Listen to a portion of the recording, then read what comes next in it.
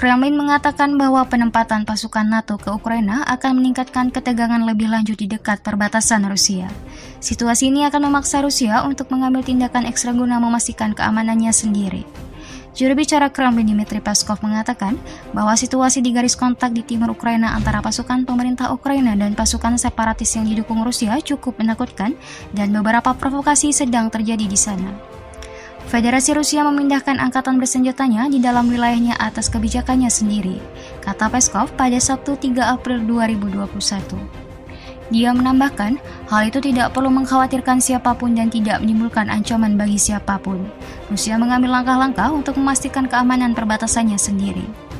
Ada peningkatan aktivitas di perimeter perbatasan Rusia oleh NATO, aliansi lain, masing-masing negara semuanya mewajibkan kami untuk waspada, tambah Peskov.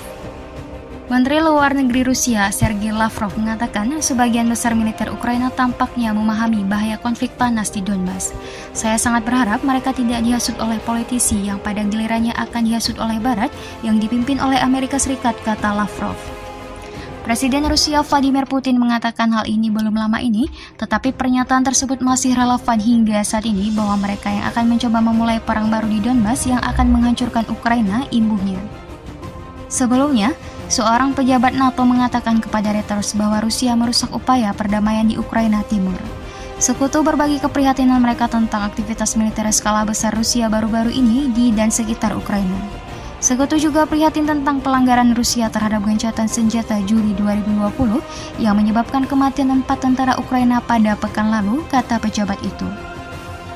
Ukraina, negara-negara Barat dan NATO menuduh Rusia mengirim pasukan dan senjata berat untuk menopang proksi mereka di Donbas yang merebut sebagian wilayah timur Ukraina pada tahun 2014.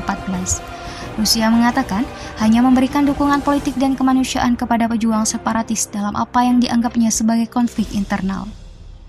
Intelijen militer Ukraina menuduh Rusia melakukan provokasi rekayasa untuk membuat dalih untuk mengirim unit militer Rusia tambahan ke Donbas. Selain itu, upaya untuk memajukan pasukan pendudukan Rusia jauh ke Ukraina tidak dikesampingkan, kata pejabat NATO.